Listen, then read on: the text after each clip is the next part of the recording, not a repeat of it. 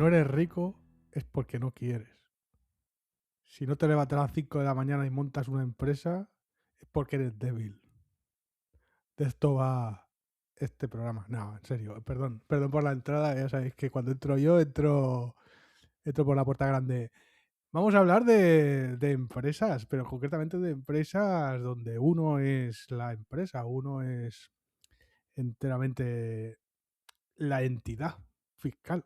Estamos hablando de freelancing, es un tema que nos han pedido, nos lo pidió Andrea y nos hace mucha ilusión tener aquí a Rafa, que es un experto en la materia, porque la ha sufrido y la ha estudiado y nos va a estar aquí echando una mano.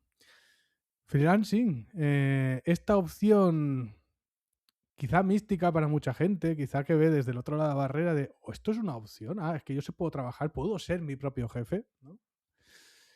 Pero creo que a la hora de la verdad hay muchas incógnitas y se tiende a ir al camino conocido como si fuera el camino seguro. Por aquí va a ir un poquito la cosa y por aquí es mi propuesta para empezar. ¿Esto es algo que puede hacer todo el mundo? ¿Esto es algo que alguien dice, mira, yo quiero ser autónomo? ¿Puedo ser? Bueno, desde ese punto de vista, al final de lo que se trata es de qué motivación tienes tú para hacerlo. Por ejemplo, hay una historia antigua que no sé si sigue siendo verdad, que por ejemplo tú ibas a trabajar a Telefónica como instalador y te hacían hacerte autónomo, te hacían poner la furgoneta, la serigrafía, pero era todo tuyo y era prácticamente obligatorio. Vamos, era una cosa forzada. Eso es una motivación que seguramente habrá en mercado, que es como esto es lo que hay, si no te gusta, bueno. Pero, por ejemplo, en mi caso fue algo tan sencillo como que yo quería trabajar remoto para empresas extranjeras. Y la forma jurídica para hacerlo era esta, no había otra, si lo querías hacer legal. Mi motivación, por ejemplo, no fue monetaria. Si tu motivación es monetaria o de independencia, pues ahí varía. Pero desde luego, ¿es para todo el mundo? Depende del nivel de estrés que estás dispuesto a tolerar. No sé si lo había intentado alguno. Pues sí, yo, como bien sabes, de hecho, lo he intentado por tu culpa, de hecho, te lo agradezco, culpa no tiene por qué ser una palabra negativa, y yo sí lo hice por lo monetario. Viniendo de la industria del videojuego, ya hemos hablado aquí muchas veces, ¿no?, de lo problemático que es el tema del salario y tal, y veía un techo de cristal importante si no daba un paso. Intentarlo hacia el freelancing fue un ejemplo de cómo hacerlo. Y lo conseguí, lo conseguí. De hecho, gracias a lo que me aconsejaste, porque es un tema que traía yo hoy, que es el cómo diferente se percibe en algunas empresas el freelancing a lo asalariado, evidentemente por los costes estructurales y tal, pero puedes pedir muchísimo más de lo que en esas mismas empresas podrías pedir como asalariado. Dicho esto, no creo ni de broma que sea para todo el mundo, por supuesto, como bien habéis dicho.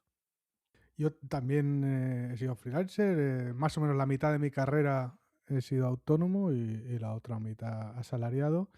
En mi caso, la primera mitad de mi carrera fue como autónomo y lo que me permitió es mucha agilidad. Me permitió tener una ventaja competitiva en ese momento, hacia el 2010, con crisis y tal, donde yo podía negociar mi propio sueldo, mis propias condiciones y sobre todo quitarle a las empresas mucho ruido de contratación, de ETTs. Era una conversación muy directa. A la empresa le gustaba mucho la posibilidad de poder dejar de trabajar conmigo cuando quisiera y a mí no me importaba asumir ese riesgo. Me permitió trabajar mucho en un corto periodo de tiempo, aprender mucho. Fue una decisión en la que hoy pues estoy contento. Yo aquí quería plantearos una duda a los que sí lo habéis sido, que entiendo que también vamos a ir respondiéndola poco a poco durante el episodio, pero la duda en sí es, ¿os ha generado o creéis dentro del contexto de lo que estamos hablando de si es para todo el mundo, os ha generado mucha, entendedme, ¿no?, mucha ansiedad o mucha incertidumbre, ese estrés extra, el tener que estar gestionando más cosas entre bambalinas que de normal tendrías que gestionar, entiendo que si eres asalariado? También entiendo que necesitas un plus de conocimientos versus a, por ejemplo, ser asalariado en el sentido de, pues mira, este contrato lo veo bien, tal, tal, firmas y para adelante, ¿no? O sea, un poquito a ese respecto.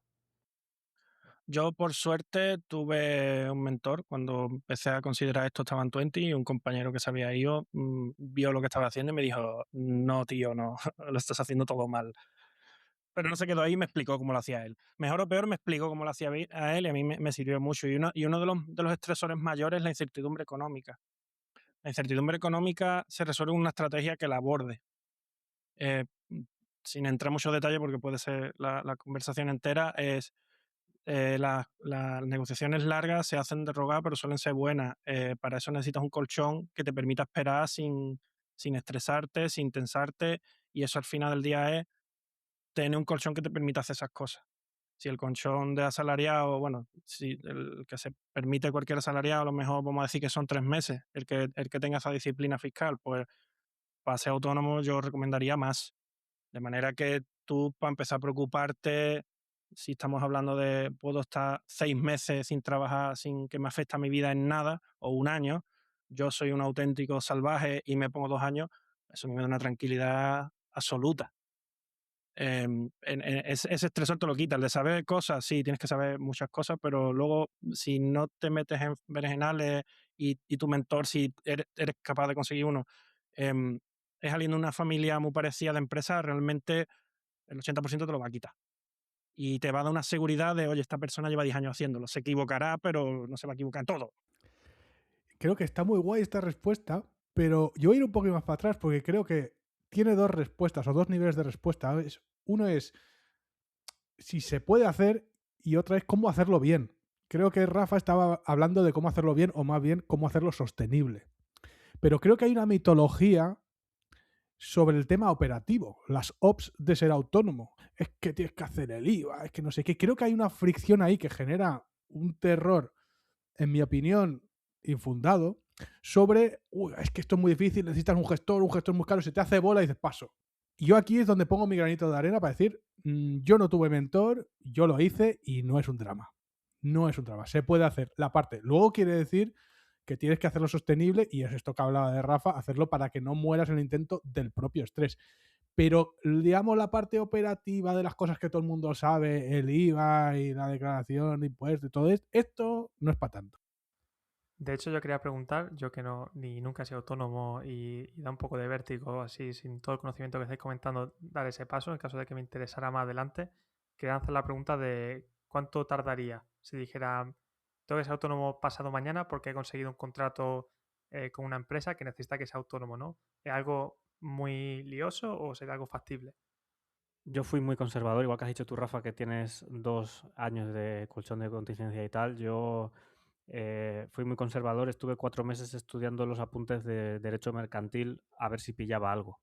No pillé gran cosa, pero lo que pillé me quitó mucho el miedo, lo que decía Víctor antes, ¿no? Y yo creo que, fíjate, Víctor, te voy a llevar un poco la contraria para responder a Iván. Yo creo que lo que pasa es que no es que como asalariados no exista eso y de repente como autónomos haya una magia. Es al revés, es como en los juegos idle, ¿no? A nivel de diseño es al revés. Es que cuando eres asalariado te la quitan. Te quitan los conocimientos que deberías tener igualmente, ¿no? Y como autónomo te empoderas y los recuperas. Sí, de hecho, esa es la aclaración que iba a hacer, que es un choque con la realidad, de que hay un montón de dinero invisible que tú como salario no ves. A lo mejor si te interesa la nómina y te interesa un poco cómo funciona tu fiscalidad, pues sí lo sabes, pero si no, sabes tu bruto, tu neto y no te preocupas de otra cosa.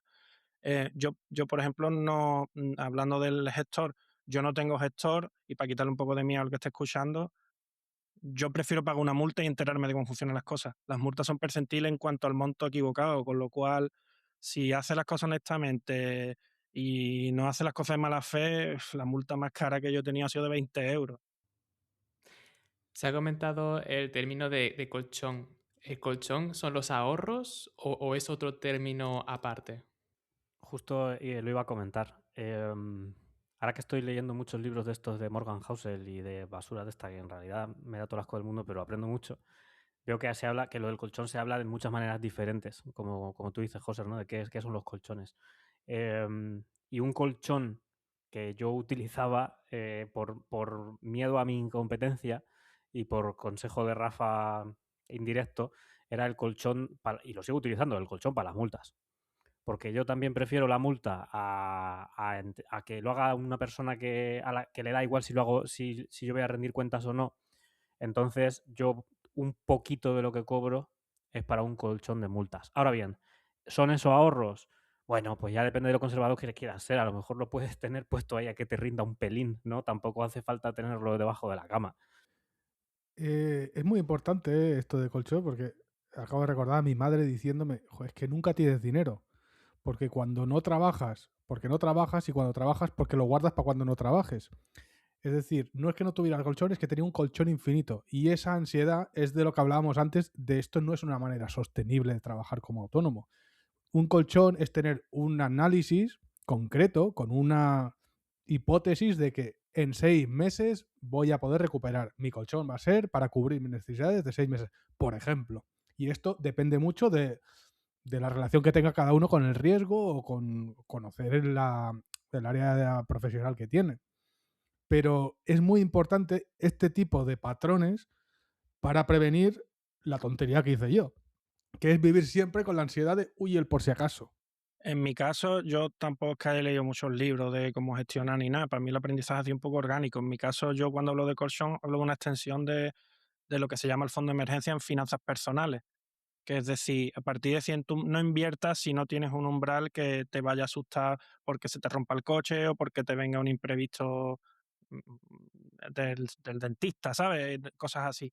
Em, lo extiendo y lo amplío porque el nivel de riesgo que tengo yo, siendo asalariado, teniendo paro, no lo tengo no teniendo. Entonces tengo que amortiguar eso y por eso lo aumento. Pero en mi caso es una extensión de ese concepto de finanzas personales que es el fondo de emergencia. Yo lo llevo también por el tema del fondo de emergencia y justo choca con algo que últimamente tengo muy presente, que lo ha mencionado Víctor, con lo que decías, Víctor, de tu madre, ¿no? Que es que socialmente tener dinero significa gastar dinero, lo cual literalmente es dejar de tener dinero, ¿no? Porque en eso consiste gastarlo. Y es una contradicción bastante loca que, que está totalmente arraigada en el imaginario colectivo, ¿no? Entonces, precisamente tener dinero es, para empezar, saber tenerlo, cómo tenerlo, cuándo tenerlo, cuánto necesitar y todas esas movidas que tampoco quiero ir por ahí porque esto sí que se nos va de freelancing, así que os dejo que nos reencarrilemos. Iván decía, ¿yo me puedo hacer autónomo pasado mañana? Respuesta corta, sí. Sí, con ciertas restricciones de ser mayor de edad y tener ciertas... Pero sí, cualquier persona puede hacerse autónomo con sus propios medios, con una conexión a Internet. Igual necesitará la clave PIN o certificado digital, alguna cosita, pero no es un gran trámite. Y si quieres más seguridad y no tienes alguien que te ayude, yo fui a la Cámara de Comercio local, me ayudaron, lo hice en una mañana, doné. Y además te digo una cosa, no tienes que estar de alta para negociar, no tienes que estar de alta para una serie de cosas, tienes que estar de alta para emitir. Entonces, bueno, no tienes tal urgencia normalmente. Entonces, respondido esto, sí, vale, somos autónomos, es martes, ¿y ahora qué? ¿Ahora qué hago? Porque, porque yo era autónomo, pero, o sea, ya soy, pero yo quiero trabajar, ¿no? Ganar dinero, ganarme la vida. Entonces, yo lo que necesito son clientes. ¿De dónde salen estos clientes? ¿Esto cómo funciona? Hay una bolsa de clientes en algún lado que consultar. Yo voy a decir muy rápidamente, y ahora ya entrará gente que tenga mejores ideas, que tengo la suerte de no haber experimentado mucho la incertidumbre de no tener cliente, ¿no? Como ha dicho Rafa, no hace falta darse de alta en el modelo jurídico de autónomo hasta que no tienes que emitir, por lo tanto, todo el tema de encontrar clientes y todo eso va antes. De hecho, yo cuando me cambié a autónomo ya lo tenía, y no tenía uno ni dos, tenía una cola de clientes que sabía que iban a estar ahí y que me iban a generar una tranquilidad en los primeros años, y así fue. Entonces, no tengo ni idea de ir a puerta fría, de todo eso, cero. Perdonad que haga así rápidamente el inciso. Cuando habláis de emitir, os referís a emitir una factura, ¿no? Vale, dice Ricardo con el dedito que sí. Sí. Entonces, no sé si Rafa tiene otra experiencia de cara a cómo conseguiste. ¿Tuviste primero el trabajo que te llevó a ser autónomo o te hiciste autónomo y conseguiste el cliente? En mi caso fue una cosa muy orgánica porque yo ya tenía varios compañeros que se estaban yendo a hacer trabajo remoto y una de las cosas que yo pensé, digo, mira, yo estoy en Madrid, aquí todo vale una pasta, pero yo si consigo un sueldo de Madrid o un sueldo europeo y me voy a mi casa al sur, voy a estar gloria bendita. Entonces busqué una manera de hacerlo y cuando vi que no había ninguna manera legal de hacerlo, pues dije, bueno, pues me tengo que dar de alta de autónomo y ya está. Entonces, en mi caso, aunque era autónomo con fórmula jurídica, de facto mis primeros clientes en realidad era contractor, pero actuaba como si fuera uno más. Entonces, yo ya tenía eso encaminado. Yo como Ricardo, yo no me enfrenté a la puerta fría a decir, vale, me hago freelance y ahora busco. No fue así, en mi caso tampoco fue así. Yo ya tenía un bagaje de muchos años de experiencia, conocía gente, aunque es verdad que casi todos los clientes que conseguí sí fue gente desconocida, pero fue casi un medio para un fin, que era que me contratara un europeo o alguien de fuera de manera legal. Y una duda rápida, si ves mejor responderla más adelante, lo movemos, pero sé que bueno, también está como este tema de, hay una línea entre ser autónomo y falso autónomo, ese miedo que hay también ahí, en qué momento está siendo ilegal o no, porque sé, para empresas extranjeras quizás funciona diferente, ¿no? Pero en España no sé muy bien cómo va. Esto es algo que me están preguntando mucho últimamente, personas que tienen cierto miedo al respecto de esta forma fantasma del falso autónomo. Y joder, al final es una cosa que se supone que está hecha para proteger a la gente que está siendo forzada a darse de alta cuando en realidad se está comiendo todo el riesgo y es la empresa la que se está quitando de encima, la empresa que le contrata, se está quitando de encima los riesgos que debería asumir y los costes que debería asumir. Pero esto no es lo normal en nuestro sector, para nada, ¿no? Creo yo.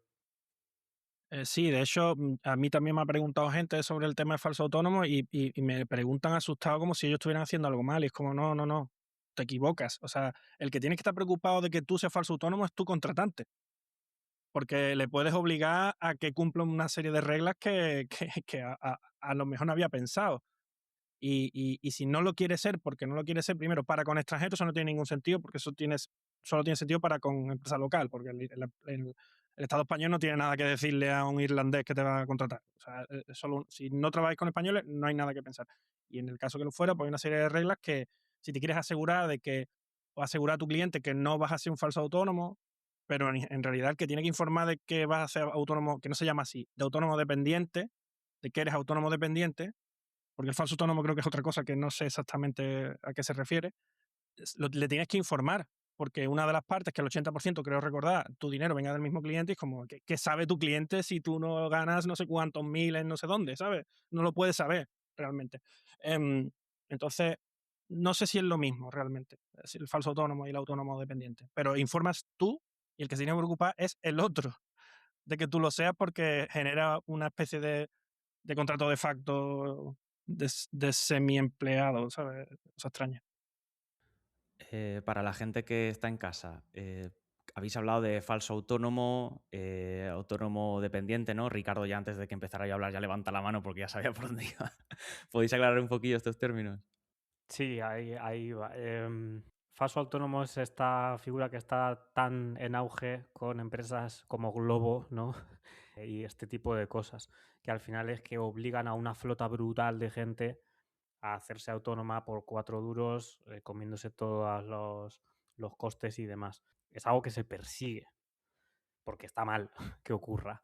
Autónomo dependiente es otra cosa, como decía Rafa, que es simplemente que tú eliges tener pocos clientes o un cliente que te aporta demasiada facturación. Y en ese caso puedes pedir, digamos, o exigir a ese contratante ciertas cosas que están ahí como en tierra de nadie. Pero esto, por supuesto, no tiene nada que ver con ser freelance, con ser contractor, que es una dimensión diferente de criterios, la aclararemos después, claro. Ahí porque me sigue ahí la duda con lo de falso autónomo. ¿Es una cuestión ética o hay algo legal? Es decir, ¿se están cometiendo una ilegalidad en esa parte? Que al final, autónomo dependiente y falso autónomo es el punto de vista. Al final es lo que mencionaba Ricardo. Si la empresa te está forzando a ser autónomo, entonces esto es un falso autónomo. Pero si tú estás decidiendo asumir el riesgo de tener un solo cliente, esto es que eres dependiente. Entonces, es una figura que protege de que la empresa te obligue. Pero en ningún caso es ilegal que tú tengas un único cliente. No tiene sentido. Entonces, estas dos palabras pueden representar el mismo estado, pero la intención, cómo has llegado a ese estado, es lo que lo cambia. Falso autónomo claramente es despectivo. Yo, de hecho, he tenido casi siempre grandes clientes únicos y nunca he querido ser autónomo dependiente. ¿Por qué? Porque el contrato mercantil que yo hacía con ellos me daba más que los mínimos que el autónomo dependiente. Entonces, ¿para qué quiero yo eso? Yo negociaba algo mejor que lo básico. Em, Y en cuanto a eso, que es algo que tú tienes que elegir, creo que hay 3 baremos básicos para que si tú no sabes nada se te pueda aplicar el autónomo dependiente, y uno era, tú no eliges cuándo libras, tú no eliges cuánto cobras, te lo han dicho, y toda la infraestructura que tú usas la pones tú.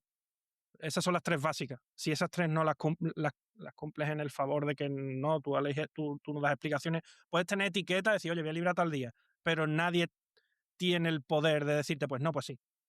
Pues todo eso define tu independencia, como si tú fueras un empleado de ti mismo. Tú en tu empresa, el empleado que yo te cedo, tú no tienes derecho a decirle cuándo libre ni nada, porque para eso es empleado mío.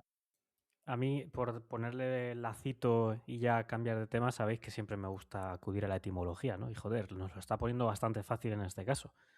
Falso autónomo. Es decir, se supone que alguien cuando se hace autónomo es para tener autonomía, ¿no? Si te fuerzan la autonomía, eso es un oxímoron, eso no se puede hacer. Eso es un falso autónomo. Cerrado con broche, me gusta mucho cómo ha acabado esto. Entonces hemos dicho que todo el mundo más o menos se puede hacer autónomo, es un trámite que está al alcance. Hemos dicho que normalmente esto sucede, el patrón es que ya tienes un cliente antes de hacer este trámite, con lo cual en el momento que lo haces empiezas a trabajar, ¿vale? Y ahora mi siguiente pregunta es, vale, ¿y qué hago? ¿Qué horario tengo? O sea, ¿cómo funciona esto? ¿Trabajo al infinito hasta que acabo el proyecto? ¿Puedo hacerlo antes, después? ¿Cómo cobro este trabajo? ¿No? Vale, estoy trabajando. ¿Cómo se cierra este loop? Empiezo yo que no tengo ni idea por la perspectiva que tengo y ahora me corregí. Así veo si entiendo, si la gente que escucha si está de acuerdo conmigo, que probablemente sea incorrecto. Lo que imagino de cosas que he escuchado es que a lo mejor tú haces un acuerdo con la empresa para que te haga un pago de nómina sin que dependa de que tú hagas la emisión de la factura primero. Y igual de la misma forma que tú le puedes pedir a una empresa más adelante, pásame la factura de este pedido de Amazon que hice ayer y te emite la factura para que tú te desgrabes ese pago, ¿no? La empresa te podría hacer lo mismo, te dice, ya te he hecho el pago de tu mensualidad, bueno, la mensualidad no, de tu nómina, emíteme la factura para que pueda hacer mis trámites internos de negocios, ¿no? ¿Sea algo así o diferente? La pregunta, sé que es fácil y cambia de tema. O sea, en este caso, la pregunta creo que iba más en los modelos de trabajo, ¿no? Creo que esencialmente solo hay 3, y es que en cada uno se paga de una manera. Entonces, principalmente hay, tú trabajas por horas, yo te echo mis horas, he hecho lo que me ha dado tiempo, done. El otro es por obra, hemos acordado un proyecto con su presupuesto, con o sin garantía, que es una elección, no cojáis garantías si no os las van a pagar. Y el otro es producto. Tú puedes hacer un producto, estás de alta como autónomo y generas dinero de otra manera, vendiendo licencias o si tienes algunos actores. Son los 3 modelos. Los demás todos derivan de eso y son especializaciones. En cuanto a la emisión de la factura, al final la factura tú la emites, el cliente te la puede pedir más tarde, pero tú eres el que decide que la emite y tienes que cumplir una serie de normas para emitirla dentro de una fecha, en una serie de cosas. Pero en principio tú la emites, a no ser que hay modelos avanzados donde ellos te emiten la factura, pero bueno, no creo que nos queramos meter en ese fregado. ¿Qué es una factura? ¿Yo puedo hacer una factura si soy autónomo? Iba a entrar ahí porque me ha hecho mucha gracia que ibas bien por donde querías resumir y sintetizar la cosa, pero claro, hablabas de nómina, ¿no? Te salía la deformación del empleado. No hay nómina, claro. Es todo el rato facturas, se hace con facturaciones, que ahí es donde tú explicabas lo de, bueno, pues eso, que hay una cadena, ¿no? Hay un eslabón en un lado y otro en otro, y esos eslabones se comunican mediante facturas. Quería, bueno, lo que es una factura, que entiendo, Víctor, que ibas para el tema de explicar que hace falta ser autónomo o derivado para facturar a una empresa, ¿no? Pero fíjate, ¿una factura es una servilleta donde pone un número? ¿O es un documento Word? ¿O es algo místico? Pues joder, es muy interesante porque las facturas nos rodean como consumidores y pasamos absolutamente, ¿no? La factura de ir a un bar, la factura de comprar chuches, ¿no? La factura del psicólogo, la factura de la fisioterapia. Están ahí, aunque no las pidamos. Existen esos papeles, ¿no? Si los queremos tener. Aquí lo que pasa es que simplemente hace falta ponerlos de manifiesto entre contratante y contratado para que se dé esa oficialidad, podríamos decir, ¿no? Pero esto es igual en todos lados. Pero entonces, digamos que si yo he trabajado 16 horas, hago en un Word, escribo 16 horas, mi hora vale tanto, multiplico y eso se lo paso por email y con un número de cuenta y me va a ingresar. Así, eso. ¿Hay algo más? Puede que lo haya o puede que no. Puede que haya un contrato mercantil poniéndole límite a las cosas que puedes hacer, o puede que lo hagáis de vos. No es algo obligatorio, pero, pero depende del modelo, pues te acuerdas unos límites, unos máximos, y dentro de eso, pues puedes emitir la factura en lo razonable. Y si el cliente ya te la pelea, pues ya estamos hablando de otra cosa, pero en principio, si está dentro de los límites acordados, pues es simplemente el soporte fiscal de la transacción entre las dos partes. Que efectivamente basta con lo que has dicho tú, Víctor, si le sumas los datos fiscales, ¿no? Es lo único que no has dicho. El típico membrete, ¿no? De la factura arriba. Con eso basta. ¿Por qué necesitas tener la factura, como ha dicho Rafa, haciendo ahí de representante de la transacción? Porque luego puede ser que una de las dos partes no esté de acuerdo con algo. Entonces tienes que demostrar de alguna manera que esto fue lo que se pasó o tal. Tienes que tener registro y si luego si te hacen una auditoría del Estado, por ejemplo, ya no ninguna de las dos partes, joder, tendrás que presentar qué cosas has tenido, ¿no? Porque en los modelos trimestrales y en todas estas cosas místicas de las que hemos empezado hablando, en realidad no se envían las facturas a ningún lado. Ahora ya con el tema de la autofacturación y tal será en algún momento un poco diferente, pero ahora mismo no es así, solo se envían balances. Entonces tú te tienes que guardar las facturas para cuando haya que desagregar ese balance, ¿no? Si es que hay que hacerlo. Vale, entonces hemos dicho que nos hemos hecho autónomos, hemos conseguido un trabajo, estamos trabajando, hemos emitido una factura que nos han aceptado y nos han pagado. Pues esto empieza a rular bastante bien. Entonces, ahora, ¿qué hago con este dinero? Porque decíamos antes que hay una parte de las empresas que como asalariados gestionan, pero en el momento que tenemos nosotros ese dinero es cuando aparece esta parte terrorífica de los impuestos, ¿no? ¿Qué tengo que hacer con ese dinero que está ahora mismo en mi cuenta? Pues bueno, ahí es cuando viene el bautismo de fuego y te das cuenta que el 21, pues bueno, depende de tu actividad, ¿no? Pero el 21% de lo que entra en realidad no es tuyo, lo ha puesto tu cliente y tú solo actúas como recaudador, que es una cosa que mucha gente de primera no entiende y asume que el IVA es suyo. Es como, no, mira, el IVA es un impuesto al cliente final. De hecho, si la mejor manera de saber que una empresa tiene indicadores de sal corriendo es cuando te diga, oh, es que el IVA, ¿cómo que es que el IVA? Si el IVA te lo devuelven, tú no eres cliente final. Em, Esa es la primera capa. La segunda capa es la del IRPF, las retenciones y saber que es diferente. Como empleado sabéis la diferencia, hay un bruto y un neto, hay un dinero que es el bruto y luego se transforma en neto según unas tablas. Como autónomos igual. Lo que pasa es que la retención puede ser 15% factura, pero si tú estás facturando bien, que la retención sea un 15 no significa que no te tocara pagar un 30. Entonces eso lo tienes que tener bien trabajado, que no es difícil, pero está bien trabajarlo antes para saber que aunque tú tengas mucho líquido, mucho de lo que tienes en el banco es para entregarlo y no te lo puedes comer. Voy a abrir el primer melón, que es el mito para mucha gente de la declaración de la renta, ¿no? Esa cosa que está ahí una vez al año y que tienes que cruzar los dedos muy fuerte a ver si sale a que te devuelvan dinero, como si no se pudiese calcular, ¿no?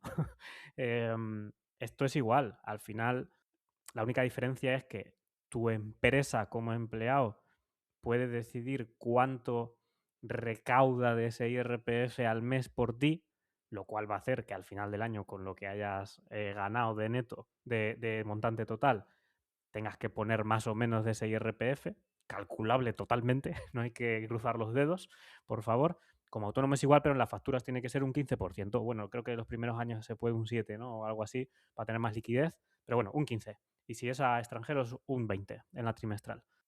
Y ya está. Cuando llegue el fin de año, que has cobrado suficiente, que has ingresado suficiente como para que tu IRPF te toque un 30, como decía Rafa, pues el otro 15% que no has puesto durante el año lo tienes que poner en la declaración de la renta.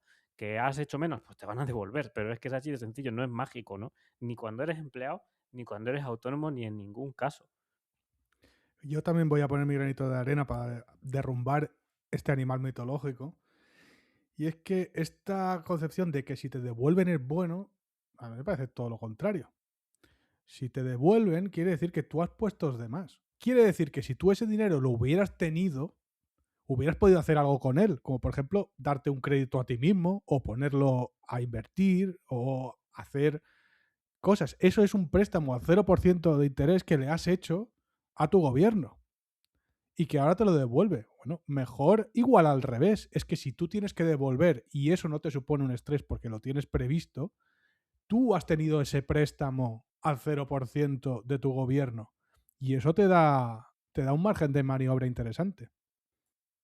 Sí, de hecho es lo que iba a decir, que hay que ser disciplinado. No todo el mundo es disciplinado y puede ver, me lo invento, 20.000 euros en la cuenta y decir eso no es mío. Pero que no sea mío no significa que no lo pueda poner en un fondo, que no lo pueda meter en algo de bajo riesgo si eres responsable, pero aún así lo que te dé te lo va a dar en vez de que se lo lleve calentito el Estado o los préstamos gratis, ¿no? Pero hay que ser disciplinado. Hay gente que le cuesta separar porque en la cuenta está todo mezclado, el dinero no tiene identidad. Y si lo tienes todo en la misma cuenta, pues puede que te resulte engañoso. Pero si tienes la disciplina para hacerlo, yo a todo el mundo recomiendo que retenga lo mínimo y que mueva el dinero. En Selve Consejos, ahora mismo ya hay muchos bancos que te dejan hacer buckets.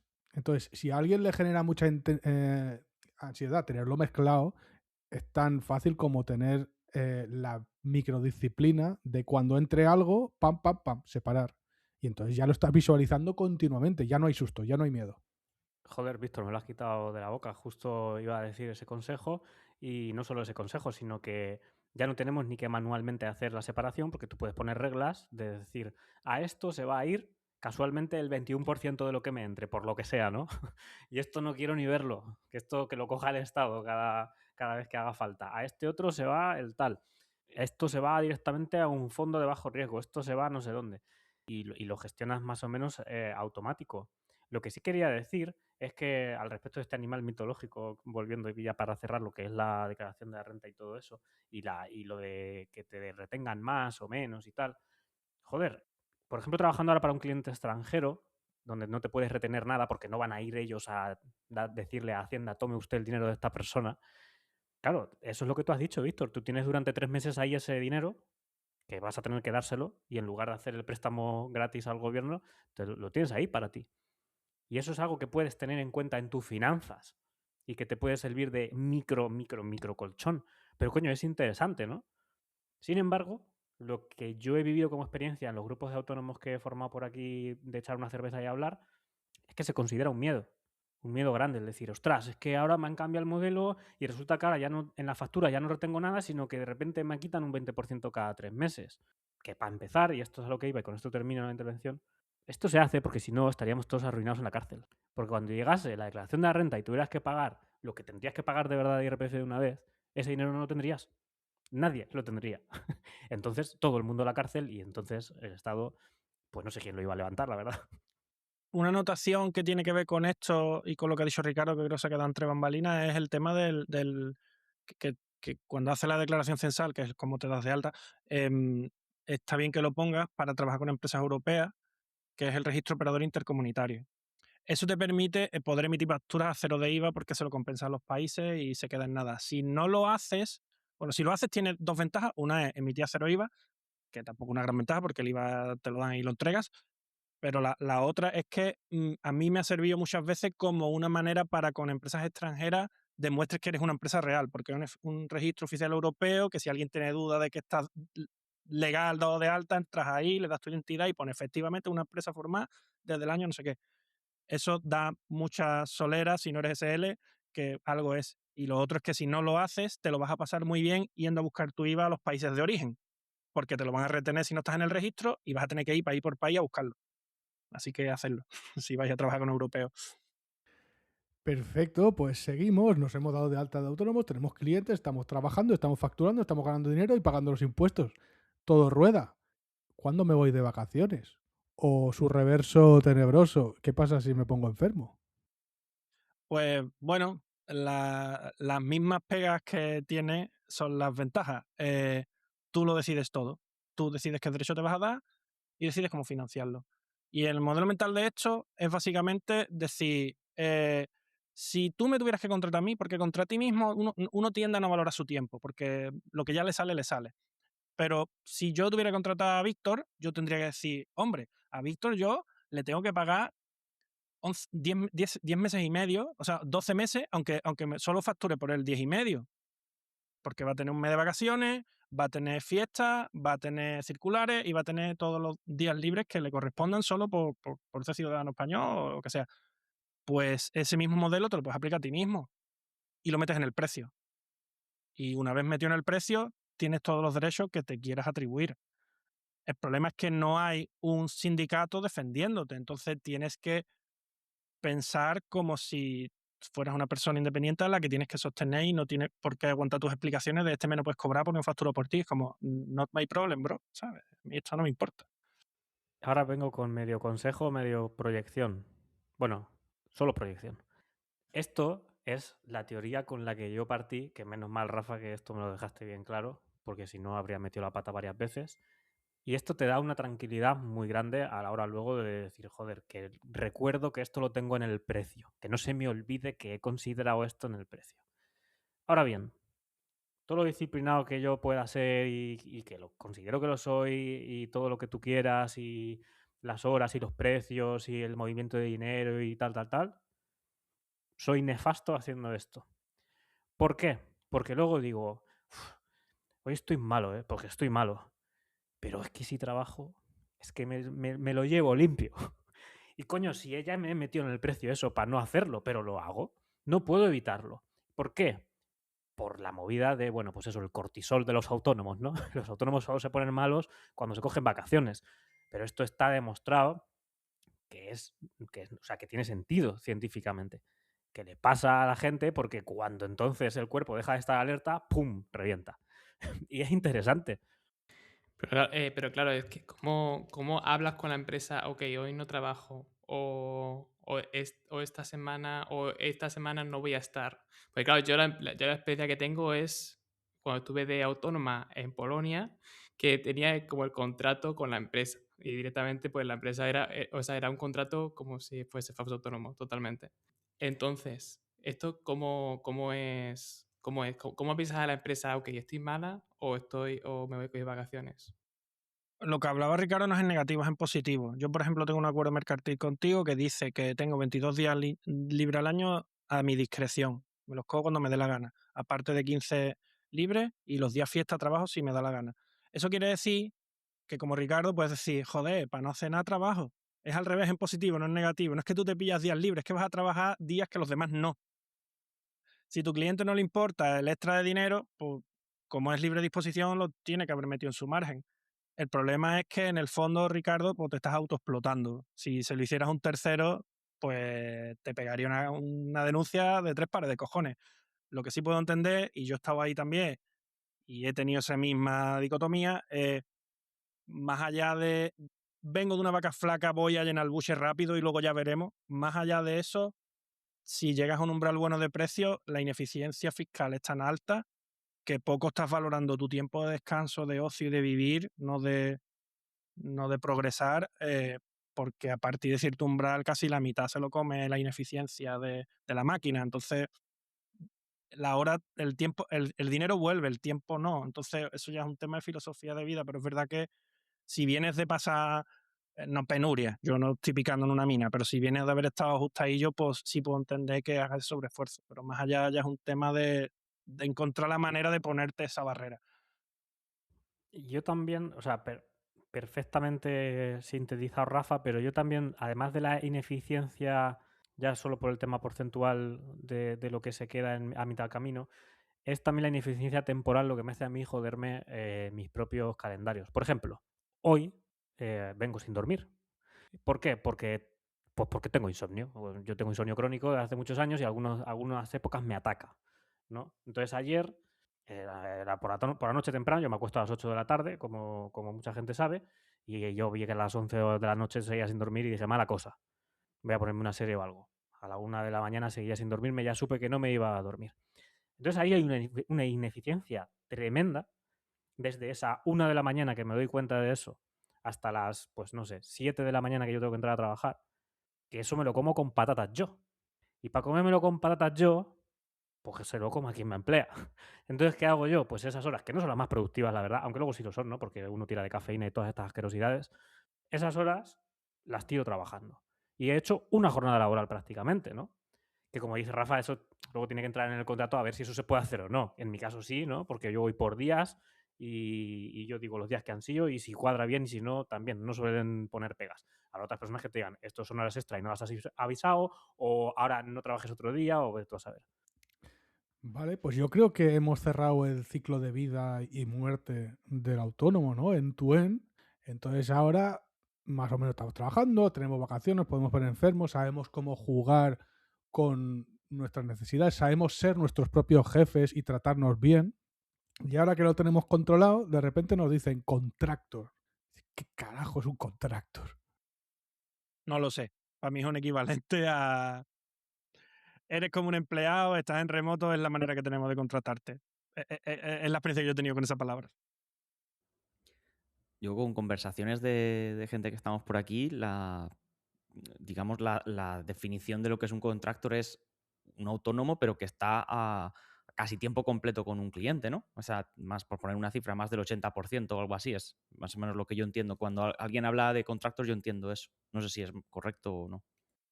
A mí me cuadra bastante, pero creo que también tiene como ese matiz de, o tufillo, ¿no? Depende de cómo lo veamos, de, cuidado, esta persona es un contractor del equipo, no es un freelance de los suburbios del equipo, ¿no? Entonces, pero que luego se generan capas, ¿no? Como un feudalismo raro, ¿no? De la ciudad, de lo que es el equipo. Porque luego sí es como, no, es contractor. Es contractor, además es este tipo concreto de contractor, que aquí lo llamamos X contractor, pero claro, no tiene días de baja, porque no es empleado. Entonces, el contractor es, pues eso sí, el que está ahí como, no está a la vanguardia, ¿no? No son los campesinos que van a venir soldados y destruirles, pero tampoco viven en el castillo, la verdad. Creo que decimos contractor y no contratista porque esto es muy anglosajón y es porque es un modelo que se ve normalmente en Estados Unidos, o por lo menos yo lo he visto ahí. Y una de las cosas que normalmente veo es que está como acoplado a un proyecto. Es como contractor para este proyecto, como que tiene un inicio y un final, más allá de T-contractor, aunque no dudo que también se hará, pero es como, no, contractor para este proyecto de 6 meses, igual luego se renueva, ¿no? Entonces, al final, esto es una figura bastante cercana a lo del falso autónomo, ¿no? Porque te lo está pidiendo la empresa, te está forzando y normalmente va con unas características así fijas donde la empresa pone las condiciones, pero que entiendo que precisamente por la flexibilidad laboral en Estados Unidos está liqueando. Al final, desde el punto de vista, yo creo, de España, dices, estás cediendo aparte de tus derechos por acceder a unos sueldos que no son los de tu país. Permitidme el pequeño inciso etimológico, pero este no lo puedo dejar pasar, porque además he hablado del feudalismo de manera random y justo coincide. Contractor, muy bien dicho, Víctor, que esto va de ser anglosajón, que somos más guays así, ¿no? Contractista, por no hablar de freelance, que es literalmente mercenario, ¿no? Que eran las personas que en lo medieval tenían las lanzas libres, ¿no? Que literalmente es eso, vaya. Hablando, un pequeño inciso, hablando de sonar fancy y el inglés es esencial, al menos en lo nuestro, para como llave multiplicadora de lo que es tu mercado y de lo que puedes cobrar. De hecho, alguna gente que me ha dicho, que se llama programar, ha dicho, si no vas a aprender inglés, ni te molestes. Porque es que la puerta, el mundo es tanto más grande que es verdad que la fiscalidad y todo esto es importante, pero si no sabes inglés, al menos en lo nuestro, en otras cosas a lo mejor no lo sé, pero en lo nuestro no sabes inglés y no estás suelto, tampoco hay que hacer un C2, pero estar suelto es imprescindible.